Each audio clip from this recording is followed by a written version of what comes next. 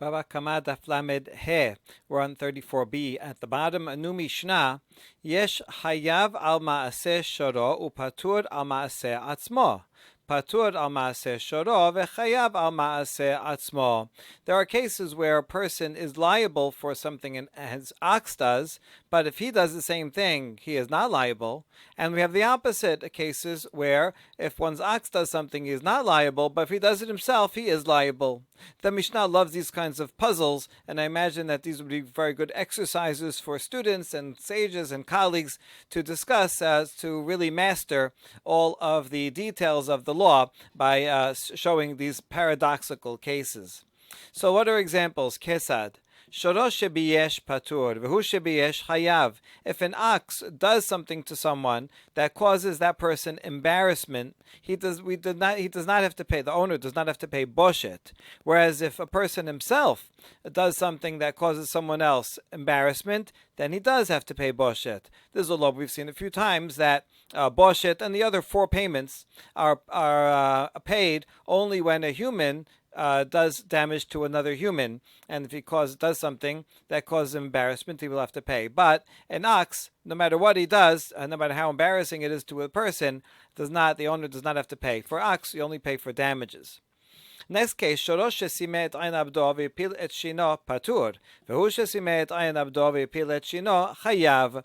If an ox gores and takes out an eye of a slave, or the tooth of one slave, the same owner of the ox, gores that owner's slave, the owner does not have to send the slave free. Whereas if the owner himself, with his directly blinds his slave or knocks out his tooth, then the owner is obligated to emancipate his slave. Again, this is the Torah law, that if an owner knocks out his slave's eye or tooth or their permanent damage, then he lets the slave free. But that's only if he does it himself.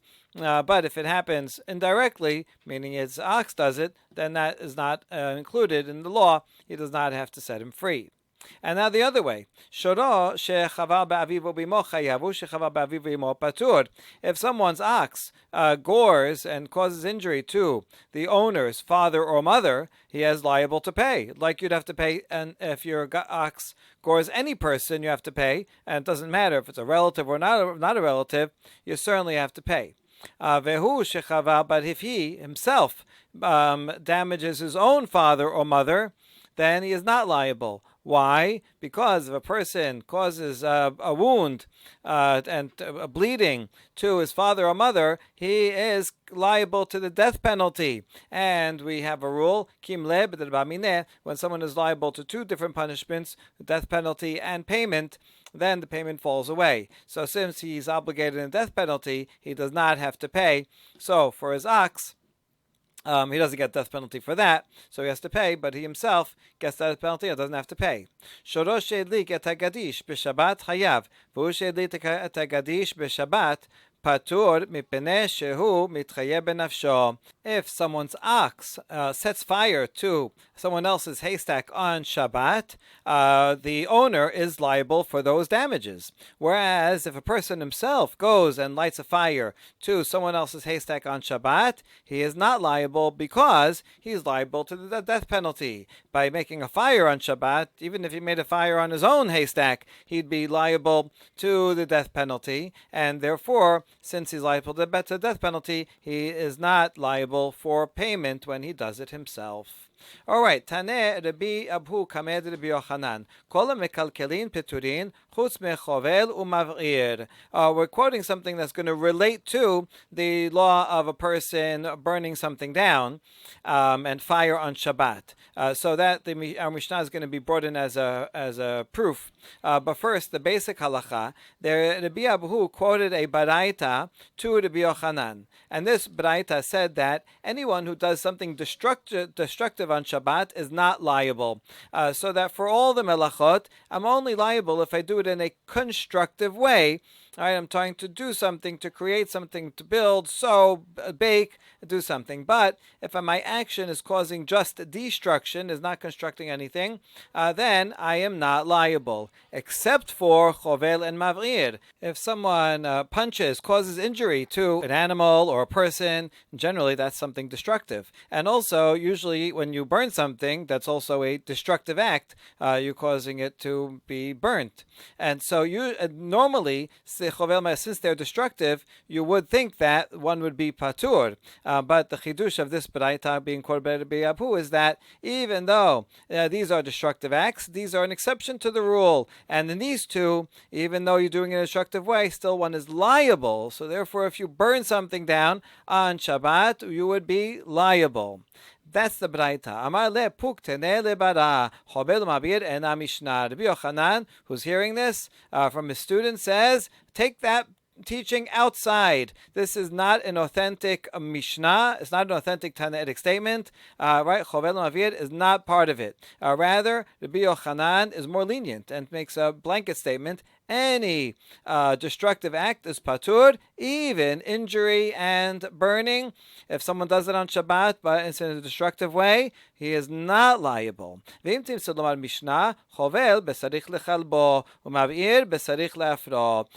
you really want to bring it in and say chovel and mavir are somehow part of the teaching, well then I would say, you know when it is liable. Chover, injuring on Shabbat, would be liable, for example, if you want to draw blood to feed to your dog.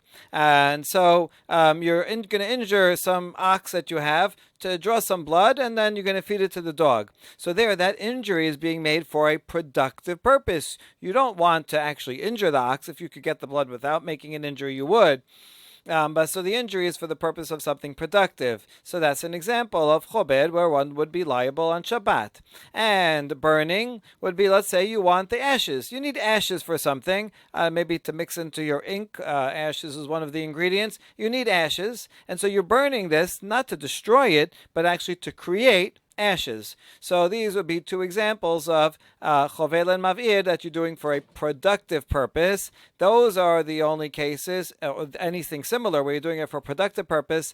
Only then Rabbi Yochanan says one is liable for chovel and mav'ir and anything else. So therefore there are no exceptions for all the melachot of Shabbat. It has to be productive in order to be liable. If one does it in a destructive manner, there is no punishment. It's still patur aval asur. It's still not permitted midrabanan, but there is no punishment for that. Okay, so now we're going to challenge Rabbi Yochanan from our Mishnah. Tenan, shoro she'edlik et hagadish b'Shabbat chayav, vehu she'edlik et hagadish b'Shabbat patur, v'kataneh hu dum yad shoro, ma shoro de la kaba'e le, afu nameh de la kaba'e le, v'katani patur mipnei shehu nidon benafsho. Our Mishnah said that if an ox burns something down on Shabbat, I am liable to pay damages. If I burn something on Shabbat, I am not liable to pay damages. And now, since it's comparing them, we have to assume it's talking about the exact same case or similar case. So just like in the case of an ox, if the ox doesn't need ashes, I mean, oxen aren't using ashes for any productive purpose. It's not going to have in mind, I think I'm going to burn this down because I really want ashes or because I want to use it to make ink. So too, a human is also doing it not because he wants the ashes. Rather, the ox, he's burning something down, I don't know, because he feels like it. He feels like in a destructive mood. And the person also must be doing it because he's in a destructive mood. And therefore, we see that the conclusion is one does not have to pay damages when he does it himself because on Shabbat because he gets the death penalty. What we see here is that one is liable to the death penalty for burning something down on Shabbat, even when it's for a destructive cause. So this is a challenge to Rabbi Yochanan, who said that one is only liable to all melachot, including these two, when you do it for a constructive cause. But here one should not be liable to the death penalty, and therefore one should have to pay. So as an answer, we say La shoro dumyadide mahu dekaba'ele av shoro dekaba'ele. No, in fact, we are going to compare the two cases, and we're going to say actually the ox, when it's burning something down, it's similar to the human burning it down. And just like when the human burns something, it's because he wants the ashes. The ox, in fact, also has in mind that he wants the ashes. That's talking about a case, yeah. Ox can have in mind that it wants this, is burning this in order to do something productive. And now we say, what are you talking about? Tell me a case where an ox would be burning something because it wants the ashes. It's doing it for a productive purpose. What kind of ox does that? Amar lerav Avya hacha b'maiskinan b'shor pikeach shalta lo neshicha begabo v'ka ba'e lemikleye v'i gandar bekutma. We're talking about a very smart ox that got a bite on its back and it wants to feel better. So it goes to the haystack and burns it down to make ashes, and then it's going to roll around in those ashes, and that will help him feel better. It'll cauterize the area or be like antibiotic and kill all the germs there. Somehow this is an ox doctor, or it just knows instinctively that when it has this bite on its back, this will be good for it. So yes, it's planning this whole thing. It's going to go get fire, burn down the hay, wait till it's burnt down, and roll in the ashes, and it'll be good for it. So yeah, an ox can have that in mind also, and that's what we're talking about in our Mishnah. The Mishnah is assuming that, just like the person, the ox also is burning it for a productive purpose, and that's why it's Chayav Mita, and it's consistent with Rabbi Yochanan. We ask about this, such a smart ox, Menayad Inan, and where do we know that this? How would we know that this is what the ox has in mind? I mean, are you going to ask it, hey ox, why are you burning it down? And it's going to tell you, because I want the ashes. How are you going to know what it has in mind? And the answer is de kalye kami gandar bekutma. We're going to wait and see. If after it burns it down, he rolls around in the ashes, and it's evident that that's the reason that he burned it down. So we'll see. And if so, then we'll know that it did it for a productive purpose. Now, Mika Kihai Gavna, are there really oxen that are so smart like this? And the answer is yes. In Dahu Torah, Dava be Rav Papa, V'dahava Kaibin lechinche, Ayel ufatke lenaziata v'shate shichra ve'itase. In fact, there was once an ox at the Rav Papa's house and had a toothache. And so it went inside and broke a lid of a bottle and drank. There was some shecha, some beer or liquor inside, and it was cured. So you just look how smart this ox is. He knew that when he has a toothache, if he drinks some liquor, that also will act as an antibiotic. And also, help alleviate pain, painkiller. And sure enough, it felt better. So look at that. Some oxen can be very smart. And therefore, yes, it's possible for an ox to have in mind that it's doing this burning for a productive purpose. And therefore, our entire case is talking about someone burning something down for a productive purpose, and that's why they are Chayav Mita. So Rabbi Yochanan is defended. אמרו רבנן כמד רב פאפא, מי מסית אמרת שורו דומיה דידה, והקטני שורו שבייש פטור, והוא שבייש חייב. שורו דומיה דידה, נתכוון לבייש. איך היא משכחת לה? So now the rabbis asked the papa, okay, you want to say that whenever two things are next to each other in the Mishnah, it must be talking about the same case, because we're contrasting cases where the person is chayav or where the ox is chayav. Okay, well, how are you going to apply that to the clause in the Mishnah that says that if an ox causes embarrassment, one is not liable, but if a person causes embarrassment, they are liable. So you're going to say that has to be the ox is the same as a person, and an ox is not liable for causing embarrassment, and a person is. So an ox is similar to the person, and just like a person has in mind to embarrass someone, an ox also has in mind to embarrass someone. Does an ox really know that? Even a smart ox. Maybe I'll grant you that an ox can be smart enough to heal itself instinctively. It knows that if it gets some ashes, it can relieve its pain. All right, maybe that, but is ox going to understand that the idea of humiliation, which is a very human emotion, and that if an ox goes and I don't know what it's going to do, it's going to make fun of a person, imitate them, go sit in on their meeting and cause them embarrassment. The ox is going to be aware that it's causing embarrassment to someone. It's not that no ox is that smart.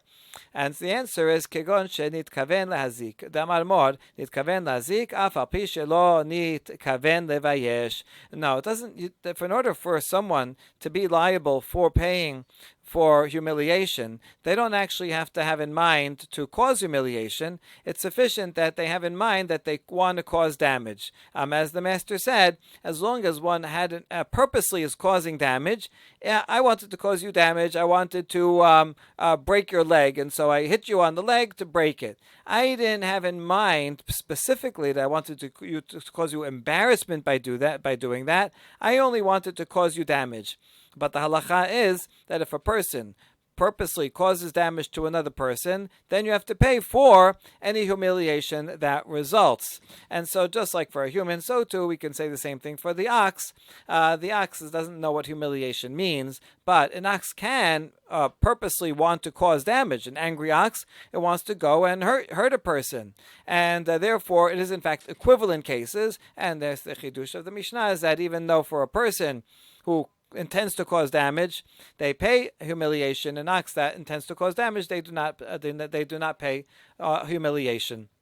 And so, in fact, we can say that they are exactly the same case when they are contrasted with each other. All right, all that was one answer to the question, the challenge against Rabbi Yochanan.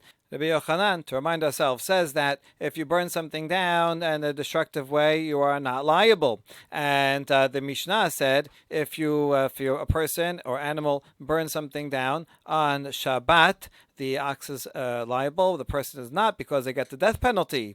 And so we have to assume that we're talking about burning something down to cause damage, because generally oxen, we don't think that they are smart enough. Just now we said, yeah, they're smart enough, they can do that. But now we want to offer a different answer because it's hard to say that.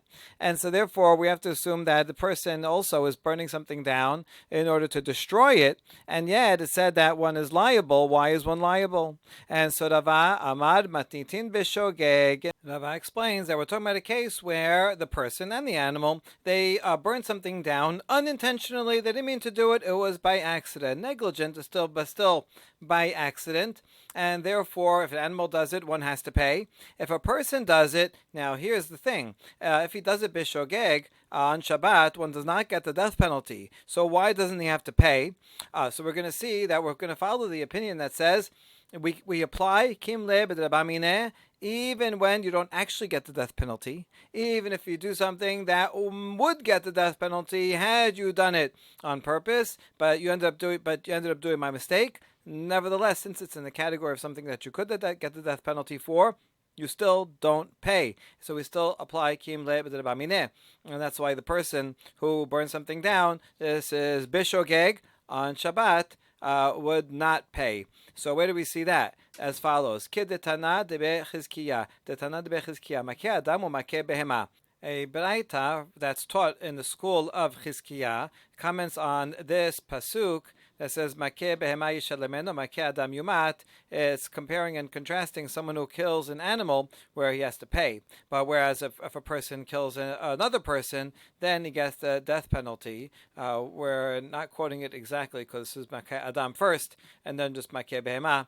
When the original pasuk is the other way around. But anyway, the point is that although the pasuk is contrasting them, it's also comparing them. So it's different in that where one pays and the other gets the death penalty. Nevertheless, by comparing them, we are showing that they are similar in other ways, as follows. Ma makeh behema lo chalakta ba, ben shogeg ben bezid, ben mitkaven she'en mitkaven, ben derech yerida lederech aliyah lefotro mamon, ela lechayevo mamon.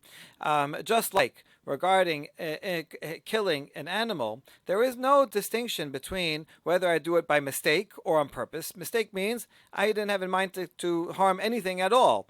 Just something fell out of my hands while I was climbing a ladder, and it went and killed an animal. So I was completely completely by mistake or on purpose, with intention or without intention. Intention means I did intend to, let's say, shoot one animal, but I missed and I ended up killing a different animal. I intended one target. I did intend to drop it on this, but instead it went on that.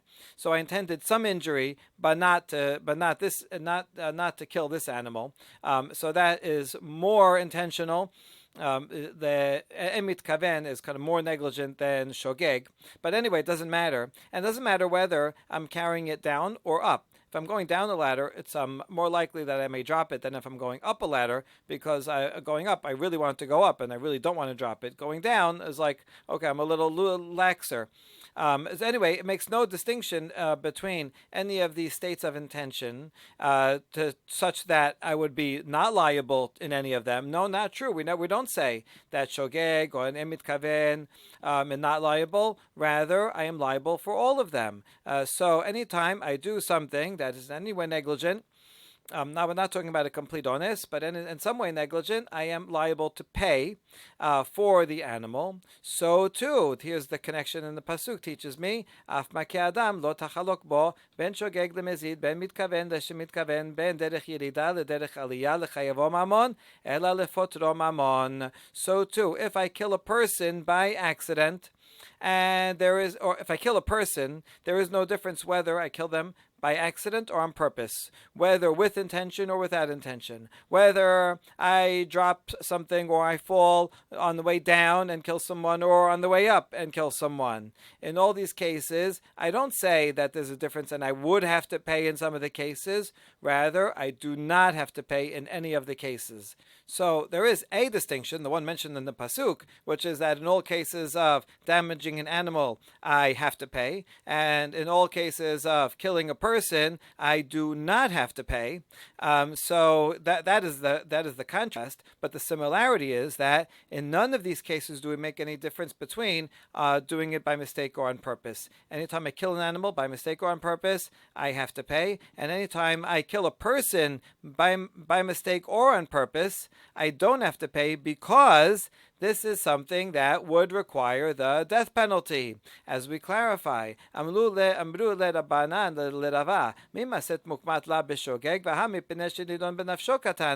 rabbis ask Rava, wait, how can you say this is talking about a case of shogeg when the Mishnah says because he is sentenced to death? Doesn't that mean that it's a case where he's mezid and that he's sentenced to death? And Rava said, no. I don't have to interpret the words like that. Hachikamar, kevan de bimezid nidon benafsho, vechidame de kaba ele afro, hashta beshogeg patur. Rava says, because if one would have burned down something intentionally, he would, on Shabbat, he would get the death penalty. How would that be? For example, if he burned it with intention, a creative intention, because he wanted the ashes. So too, even though in this case he does it by mistake, still we apply kim le b'derabamine, and he is not liable. So what we see from this baraita of Chizkiah is that we apply kim le b'derabamine, and one does not have to pay, even if he does it, even if he kills someone b'shogeg. We're applying that to the laws of Shabbat as well. That this person, he did not intend to burn something down, and an ox can have an equal case. An ox also does something that can do something without intention, and nevertheless, if an ox burns something down without intention on Shabbat, he is I am liable because ox doesn't have to keep Shabbat. Whereas if I go and burn something down unintentionally on Shabbat, and that's equivalent. I'm not having intention for ashes. I'm not having any intention. I didn't want to burn it down in the first place. And nevertheless, even though I did it b'shogeg on Shabbat, and I don't actually get the death penalty, because this is an action that is within the laws of death penalty. Had I done it on purpose, we still apply kim d'amine, and I do not have to pay in that case. And so this is the second answer to the challenge against Rabbi Yochanan. The next Mishnah teaches shor shaya rodef achar shor acher vehuzak. זה אומר שורך הזיק, וזה אומר לא כי אלא בסלע לקה, המוסי מחברו עליו הראיה. there's one ox that's pursuing another ox. We see one running after the other, and then they go behind something and we can't see them anymore.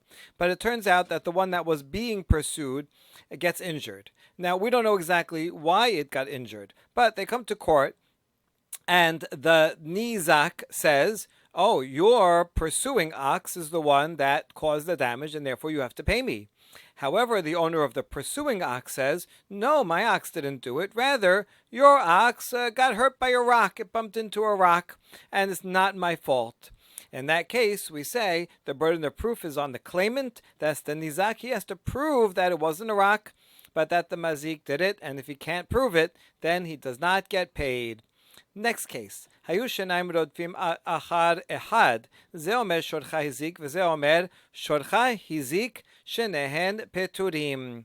If you have two animals owned by two different people running after a victim, and that victim gets damaged, and so the victim comes and says, well, your two oxes were running after mine, so one of you did it. Now, the owner of ox A, who was pursuing, says, wasn't mine, it was yours. And the other one, the owner of ox B, says, it wasn't mine, it was the owner of ox A's. Go to him if you want to get money. So in that case, since the nizak cannot prove which of them did it, so none of them have to pay because, again, the mosim echavero alav ha're'aya. However, if ox A and ox B, two that we're pursuing, are both owned by the same person, and we know that one or the other of them did cause damage to the victim's ox, since there's one or the other, and they both are owned by the same person, that person will have to pay. This language that both are liable, the Gemara will explain. Haya echad gadol ve'echad katan. Hanizak omer gadol hizik, v'mazik omer lo ki ela katan hizik. You have two oxen that are pursuing a victim. And one of them is a big ox, and one of them is a small ox. And so we don't know. We saw the two of them pursuing this victim, but then we didn't see the actual incident, so we don't know which one it was. Now, the nizak says, we're going to talk in the Gemara whether he knows for sure or he's claiming this. That could be so. The nizak says, I claim that it was the bigger animal. How is that better? Because we're talking about a short tam that did the nezek, and therefore he has to pay half of the damage, but he pays with the value up to the value of his animal, of the animal that caused the damage. So if it's the bigger animal that's more expensive, then the nizak will be able to collect more money. And whereas the mazik said, no, I know both animals are running after it, but it was the small animal that did the damage, and therefore his liability is limited to the lower value of the small ox. Echad tam ve'echad mu'ad. Hanizak omer mu'ad hizik, v'mazik omer lo ki ela tam hizik, hamosim echavero alav ha're'aya. If there were, again, two oxen owned by the same person going and running after someone else, and one was tam and one was mu'ad, and so we know one of them caused the damage, then nizak, the victim, said it was the mu'ad because that way he can get paid full damage. But the mazik says no, it was the tam that did it, and that way he only has to pay half of the damage. In all these cases, the victim who wants to collect money, he has to bring a proof that it was, in fact, the big one that did it, or the mu'ad that did it. If he can't bring proof, then the perpetrator can get away with paying only from the amount of the small animal, or the half the amount of the short tam. Now we're flipping it, where the victim, there were two oxen that were victims, and also two oxen that were perpetrators. So,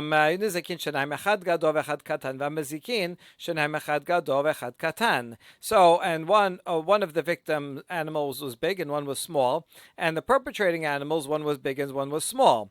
The nizak wants to pay the maximum amount.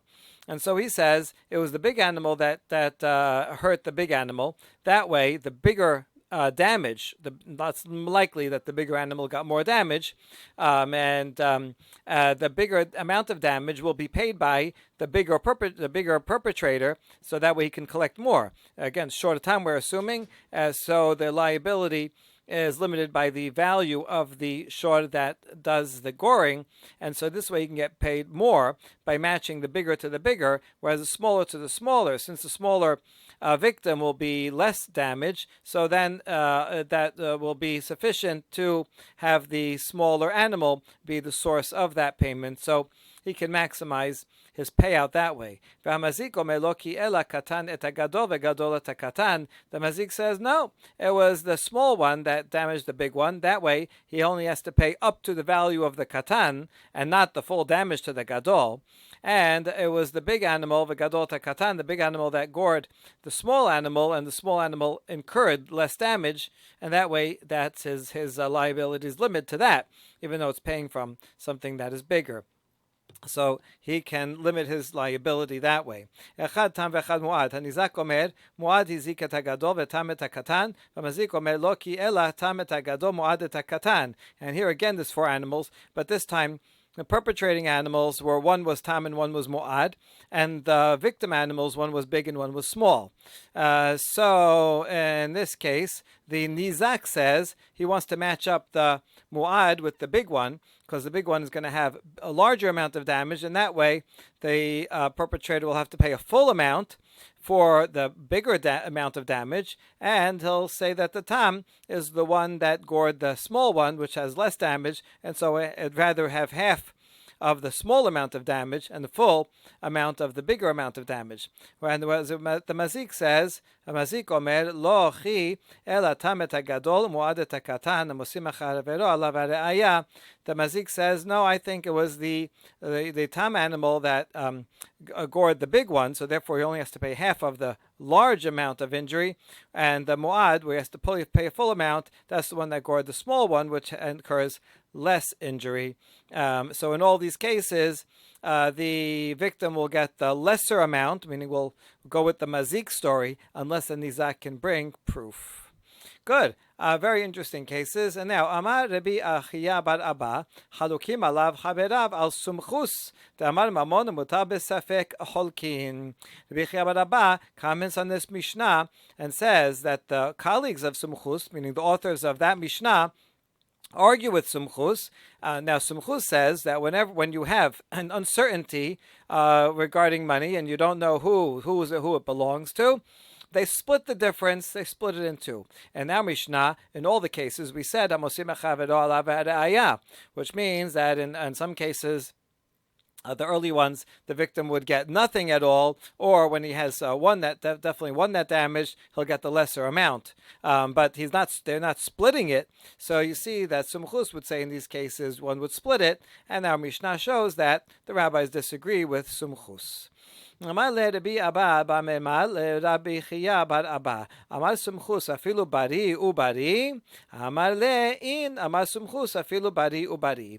And now Rabbi Abba b'memar asked Rabbi Chia bar Abba, when Sumchus says his law that you split it, right? We understand that this is the usual case that they said this originally was one where it's absolutely unknown. It's just an inherent doubt that nobody knows what the reality is. So he says, well, if nobody knows, then split it. So now we ask Sumchus, would he agree with this ruling that you split the difference, even if it's not that it's inherently unknown, it's just that the Bet Din doesn't know it. But the litigants themselves, they each claim certainty. So would Sumchus say, even in a case of certainty and certainty, where both the Mazik and the Nizak, they claim that I for sure know that I'm right. And the one says, I know for sure that I'm right. Would he still say that we split the difference? Or there, it's not a case of inherent uncertainty. It's just that the Bet Din doesn't know, but one of these guys, they can't both be right, but one of them seems to know for certain. And so maybe there, Sumchus would not apply his law. Maybe he would agree with the law of the Mishnah, and to that question, Rabbi Chia answered, yes, in fact, Sumchus would say, even in a case where both claimants make a certain claim, that they split the difference. Now, in order to say this, that means that our entire Mishnah is about certainty and certainty, because that's what he's asking, to be chiyah barabah. To be chiyah barabah. When you said your statement commentary on the Mishnah that the sages disagree with sumchus in this entire Mishnah, did you mean even if we interpret the Mishnah as bari and bari? And he said, yes, that is how I interpret the Mishnah. So now we're wondering, how does he know that the Mishnah is in fact talking about a case where both sides are certain? Maybe it's coming and saying, both sides say, we're not sure. We just could be. It could be it broke its foot on a rock, the Mazik says. And the Nizak says, well, yeah, maybe, but it could be that your animal did it. How do you know that it is, in fact, talking about bari and bari? Oh, here's why. Because look at the very beginning of the Mishnah. This one says, shorecha hizik. That sounds like a bari, right? He says, I know. It was your animal that caused my animal. It was pursuing it, and I know. It was your animal that caused it. And the Mazik says, no. And he says something for sure. Not so. It was the rock that it broke its foot on. And so the language, they don't say Shema. It sounds like they know what they're talking about. And therefore, that's why Rabbi Chia bar Abba thinks that Sumchos disagrees and says Momon mutar b'safek cholkin, even when both sides say a certain claim. Nevertheless, we, the Bet Din, we're not sure, so we still would apply holkin. That is the opinion of Rabbi Chia bar Abba. However, matkif lad of Papa mideresha bari ubari sefa name bari ubari. Rapa is going to go on a long proof to show that this Mishnah cannot possibly be a case where both sides claim certainty. Because if you say that the first case here is bari ubari, then you have to follow through, and all the cases of the Mishnah have to be consistent.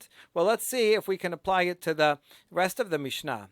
Ma sefa. What is the sefa? Haya echad gadol v'echad katan nizak omer gadol hizik umazik omer lo ki ela katan hizik. One case where it was where two animals are owned by the same person, one big, one small, and Nizak said that it was the big one, so he can get paid more, and the Mazik said it was a small one, so he can pay less. Or another case, echad tam v'echad muad. Nizak omer muad hizik v'mazik omer lo ki ela tam hizik.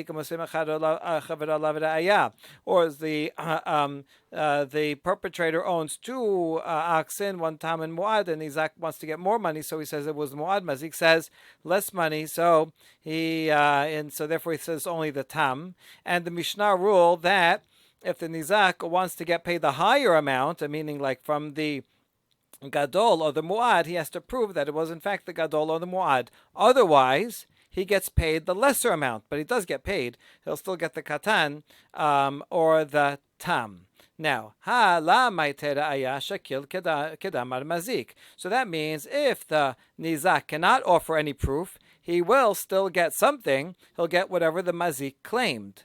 But if you interpret this to be bari and bari, as we just did, then nema tevet yubtad Rabba bar Natan damar te'anochitim beodalo base'arim patur. In that case, this would challenge Rabba bar Natan, whose statement we like and we don't want to challenge it. What was his statement? He said, if a claimant comes and says, "You owe me wheat," and the defendant says, "No, I don't owe you wheat. I do owe you barley." In that case, the defendant doesn't have to pay anything at all, not even barley. Why? Because the claimant does not neither agree with each other. The defendant does not agree that he owes wheat, so he doesn't have to pay wheat. And even though usually when someone admits something, well, if you admit, then you have to pay. But here, even though the defendant admitted and says, "I owe you barley," but the claimant disagreed. He contradicted the admission because he says, "No, not barley, only wheat." And so since they don't match up, he doesn't have to pay anything at all. And if we therefore apply this to back to this case, and this was a bari and bari case, and so if we say that the Mishnah is talking about bari and bari, then the Nizak should get nothing because the Mazik said it was mu'ad. sorry, the Nizak says it was the Mu'ad. So you have to pay me the whole thing. Mazik says, no, it was the Tam. Well, the Mazik does not agree to Nizak, and the Nizak does not agree to the admission of the Mazik. So therefore, since the Nizak says, no, it was not the Tam, Mazik shouldn't have to pay anything at all. And so only if the Nizak can prove, then that was the Mu'ad, he'll get paid the entire amount. Otherwise, if we follow Rabba Bar Natan, he would get nothing. But the Mishnah does not say that. It says, he has to prove the mazik. But otherwise, he does get something. He'll get the tam. And so you see that if we interpret this as bari and bari, then this would disprove Rabba Bar Natan, which we don't want to do. And therefore, Ela be bari v'shema. It must be that this whole clause is talking about bari and shema, and if this part of it is bari and shema, then so to the resha is bari and shema. And that goes against the B'chiyah's whole statement. Now, first we have to clarify. The Kamar Bari man, the Kamar Shema man. Which of them had the sure claim, and which of them had the uncertain claim? Inema the Kamar Nizak Bari veKamar Mazik Shema. If the Nizak said, I am sure that it was the Mu'ad, and the Mazik says, I'm not sure, but it could have been the Tam, then then this would still contradict Rabba Bar Natan. Since the Nizak says, I know for sure it was the Mu'ad, so he's denying, therefore, that it was the Tam. And therefore, since he has no proof, he gets paid nothing. And so that would still challenge Rabba Bar Natan. So rather, it must be the other way around. Ela de kamar Nizak Shema, ve kamar Mazik Bari. The Mazik says, I know for sure it was the Tam. The Nizak says, I don't know. It could be the Mu'ad. And so, maybe it should be more. But in this case, he's not contradicting the claim of the Mazik that it was the Tam because he doesn't actually know. So in this case, that would make sense that the Nizak would get at least the amount of the Tam, and that would not contradict the statement of Rabba Bar Natan, because the Nizak doesn't actually know, so he's not going against it. Fine. Now that we established this, midesefa Nizak Shema umazik bari shaname nizak Shema umazik bari. Now that we proved that the continuation of the Mishnah has to be a Shema and Bari case, so to the Resha is a Shema and Bari case. And it's not a Bari and Bari case. You see, Rav Papa says, so therefore, we cannot make a claim that Sumchus would argue even in a Bari and Bari case that he would say Chaluk. Maybe he would not. He would only say we split the difference when it's an essential uncertainty, inherent uncertainty, but not in Bari and Bari. You have no proof from here. Okay, now we ask on Rav Papa's interpretation. Wait a second. Would Sumchus even agree to his law of that we split the difference in such a case that you would have to tell me that the rabbis disagree? Because this is a case where the Nizak says, I'm not sure. The Nizak comes with he's not sure what happened. He has no definite claim. So in that case, you're going to give him half? When he has no definite claim? No, everyone would agree. Even Sumchus would say, if the Nizak has no definite claim, then let him bring a proof. We don't have to give him anything in such a case. So Sumchus would actually agree with the rabbis. So we wouldn't need this Mishnah to tell us, oh, in this case, the rabbis disagree with Sumchus. In fact, they all agree that Hamosim Mechavedo Alav Harayah. So therefore, it can't be that the Resha is when the Nizak says Shema. So it's impossible because Sumchus would not disagree in such a case. So we say, okay, fine, you're right. We'll adjust their answer for Rav Papa. La sefa nizak shema umazik bari. Resha nizak bari umazik shema.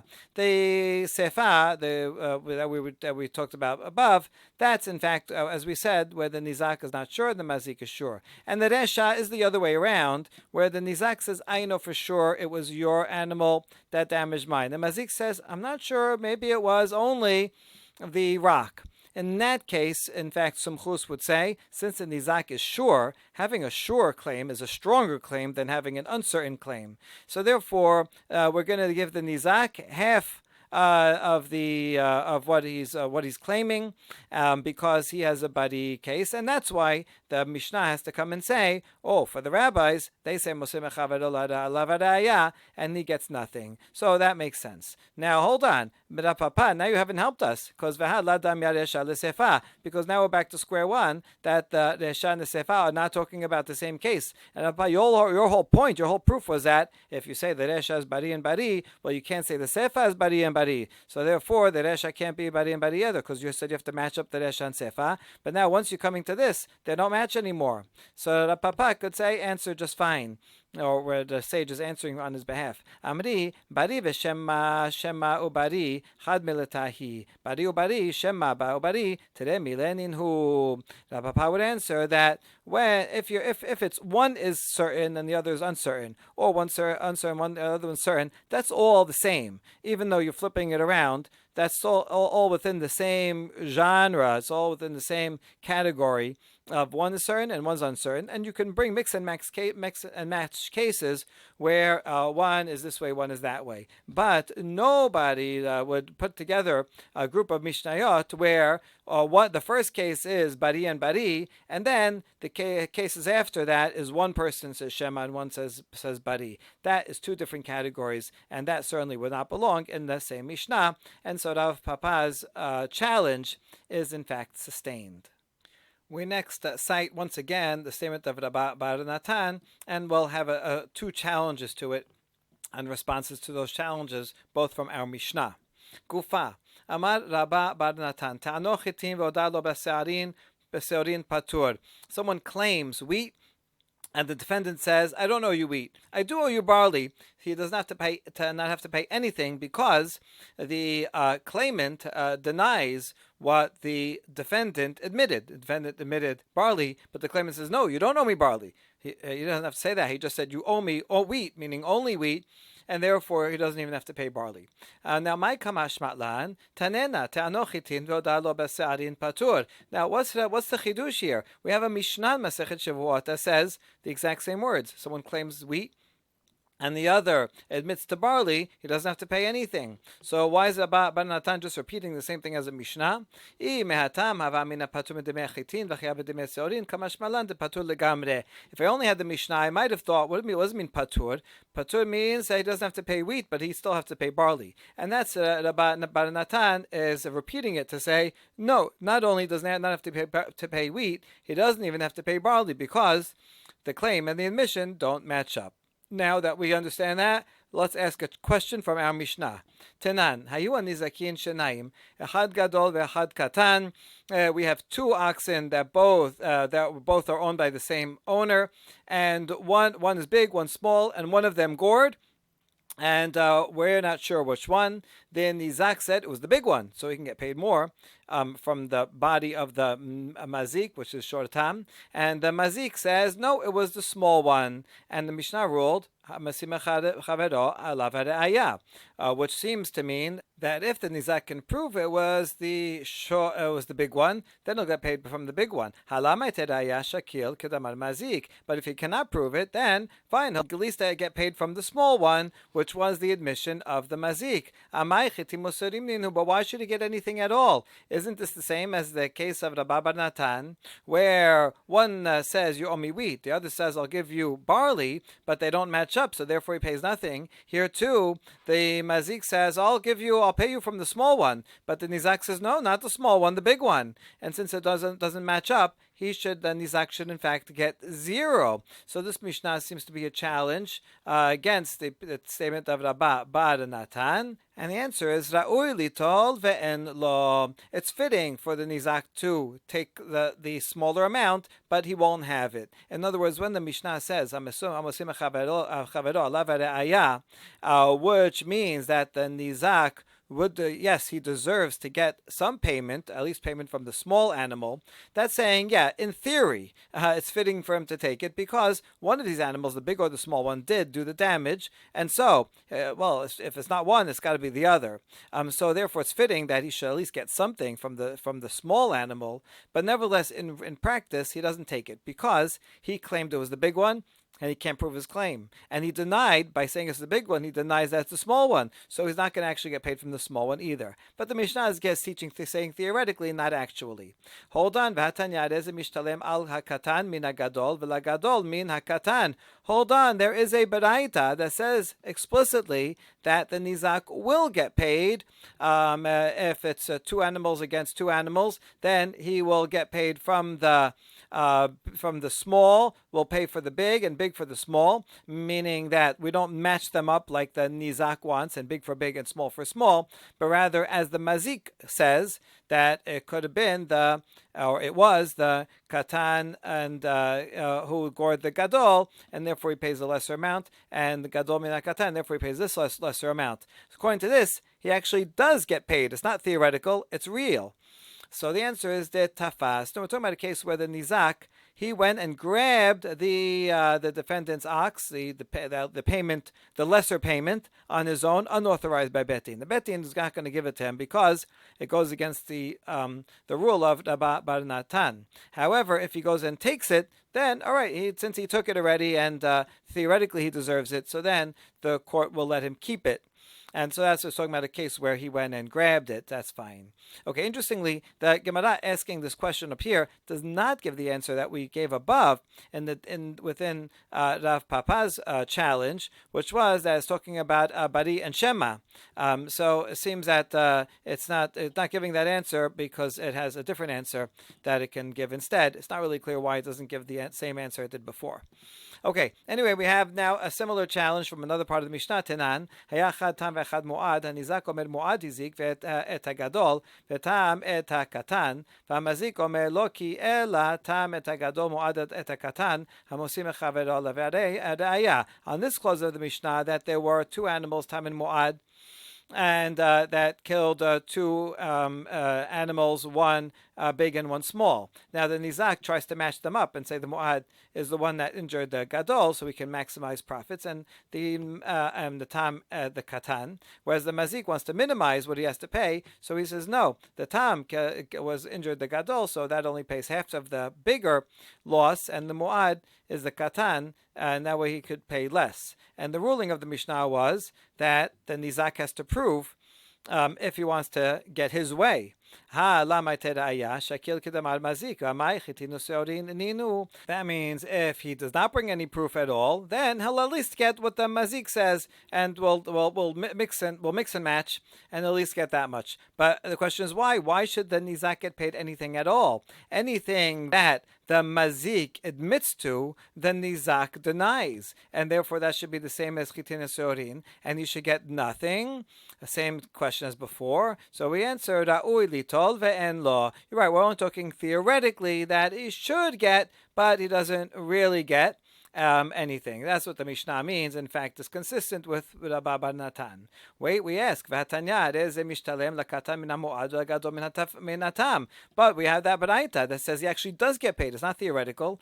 The nizak actually does get paid for the damage to the katan from the mu'ad animal, and the bigger damage of the gadol, he'll get half from the tam animal. So he really is getting paid. It's a real art, it's not theoretical. And the answer once again is de tafas. We're talking about a case where the nizak did not get an official ruling, but he went on his own, took the laws into his own hands and grabbed that amount.